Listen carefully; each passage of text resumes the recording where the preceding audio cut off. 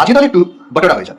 বটরার জন্য আমরা নিয়ে নিয়েছি এই বাটির 2 বাটি মতন ময়দা, তার সাথে ছোট বাটির 1 বাটি সুজি, ছোট চামচে 1 চামচ মতন বেকিং পাউডার, স্বাদ অনুসারে নুন এবং চিনি।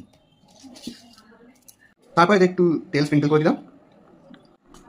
আবার আমরা তেলটাকে ভালো করে মিশিয়ে নিচ্ছি।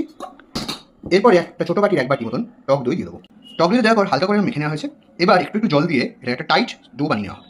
আমাদের টাইট ডো মাখানো হয়ে গেছে। এর উপর একটু সাদা তেল স্প্রিঙ্কল করে ঢাকা দিয়ে 1 থেকে 1.5 ঘন্টা মতো রেখে দিতে হবে। 1 ঘন্টা ধরে ডোটাকে চাপা দিয়ে রাখার পর ওটাই ভালো করে ঠেসে নিয়ে ছোটো ছোটো লেচি কেটে নিয়েছি। লেচিটাকে একটু তেল দিয়ে চাপিতে হাত দিয়ে প্রেস করে ছড়িয়ে নেওয়া হবে।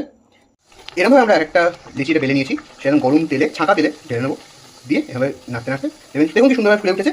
এভাবে ফুলে গেলে একটু পাল্টে পাল্টে নিলেই রেডি আমাদের বাটারে। দেখুন অলরেডি করেও রেখেছি। বাটারটা ভাজা হয়ে গেছে, দেখুন কি সুন্দর টেক্সচারটা এসে গেছে।